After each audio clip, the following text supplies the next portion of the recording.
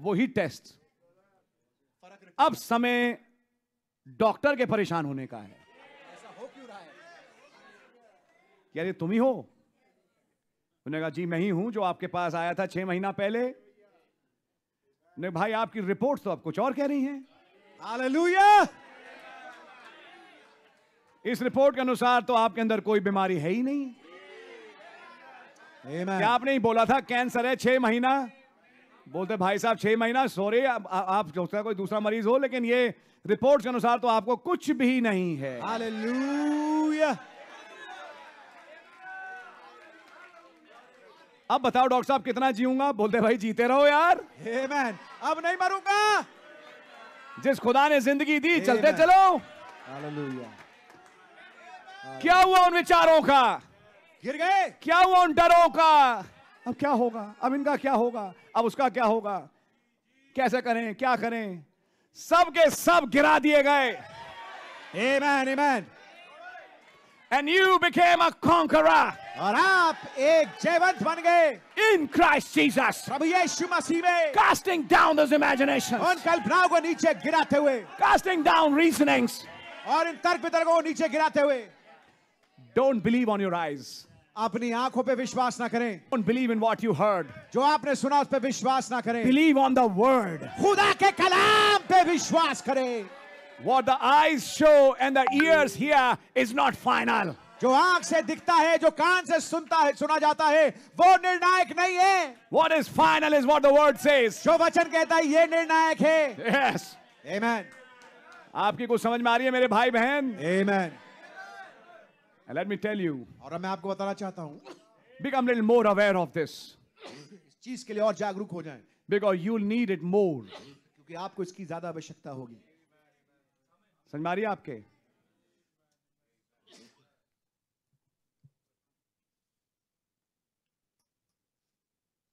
ये तो ये है, ये तो ये प्रॉब्लम है, होने दो।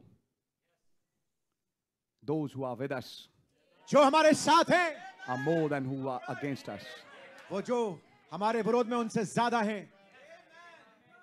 Now start casting down imaginations. आप कल्पनाओं को नीचे गिराना शुरू यही कर एक बड़ी प्रॉब्लम है, मैं कास्ट डाउन नहीं कर पाती, मैं इमेजिनेशंस को गिरा नहीं पाती। पता नहीं बार बार टक्कर मारते हैं। आपने हेलमेट पहना है बहन?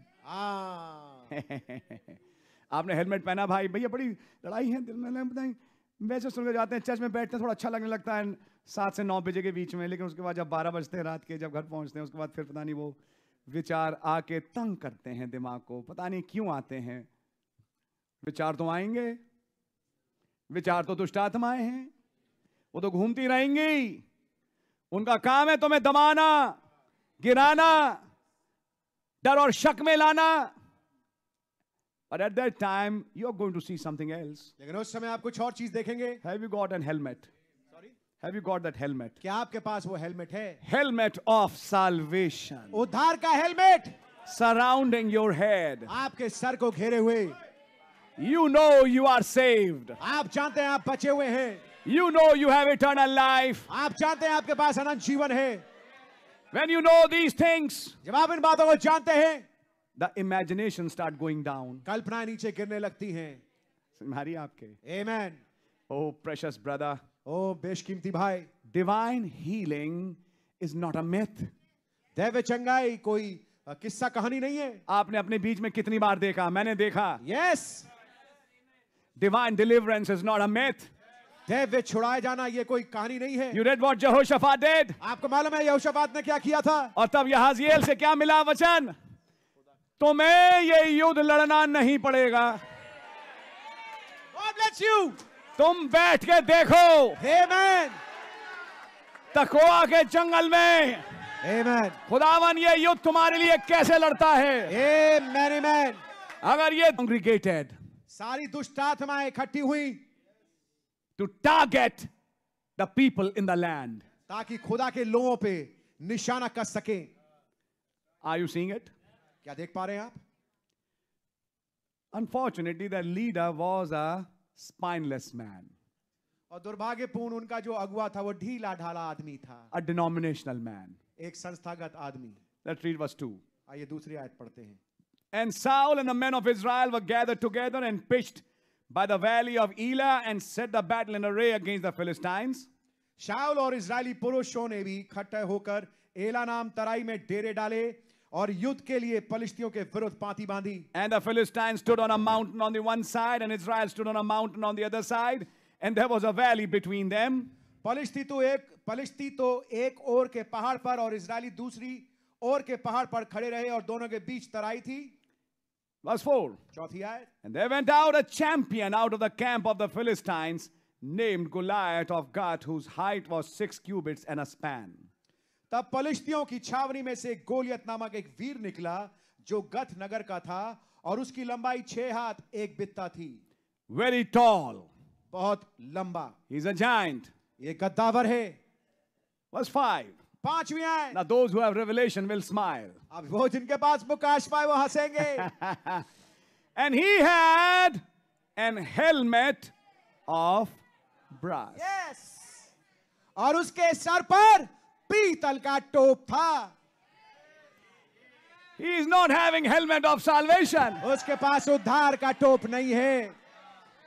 His helmet is brass. उसका जो टोप है, हेलमेट है, वो पीतल का है. Brass means judgment. और पीतल का मतलब है न्याय. So what is covering his head? तो उसके सर को क्या चीज ढाके हुए है? Judgments of God. खुदा के न्याय. वो अपना टोप पहना के ही बता रहा है, हूं तो लंबा चौड़ा लेकिन खुदा के न्याय के नीचे हूं. मुझ पे न्याय है. Understanding till now? क्या अब तक के समझ रहे हैं आप? We are not going to read further. बड़े बड़ी भाले सब कुछ था. Verse 11. 11वीं आयत. When Saul and Israel heard these words of the Philistine, they were dismayed and greatly afraid. उस पलिश्ती की इन बातों को सुनकर शाऊल और समस्त इस्राएलियों का मन कच्चा हो गया और वे अत्यंत डर गए. जैसे हमारा भी कभी कभी हो जाता है. किसी खबर को पढ़ के, किसी हालत को देख के, किसी डॉक्टर से मिलके, किसी जगह पे जाके क्या हो गया? मन कच्चा हो गया. Let's read the Bible carefully. आइए बाइबल को ध्यान से पढ़ते हैं. They were dismayed and greatly afraid. उनका मन कच्चा हो गया और वे अत्यंत डर गए. Who are these people?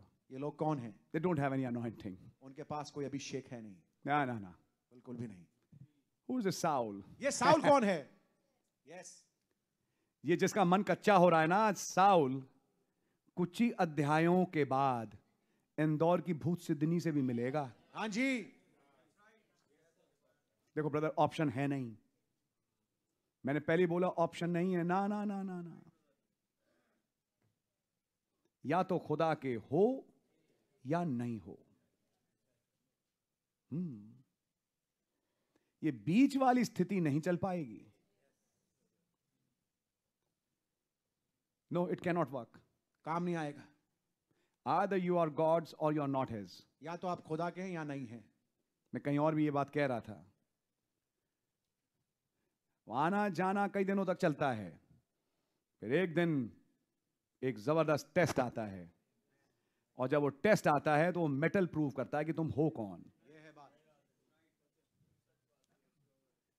Saul and his army, जिसमें कि दाऊद के 3 बड़े भाई भी हैं.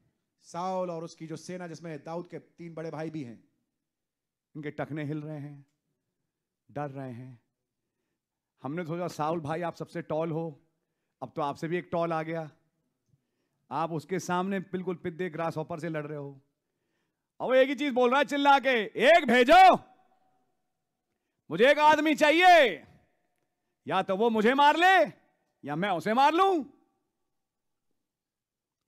आओ, तुम हो गए. ऐसे उंगली मार रहा है, तुम हो गए तुम. और जब तुम करें तो पीछे यूं हो जाते हैं, भीड़ में छिप जाते हैं, यूं. हाँ, वो सफेद कमीज तुम, वो जैकेट पहनी, आओ तुम. कौन है तुम में से वो बहन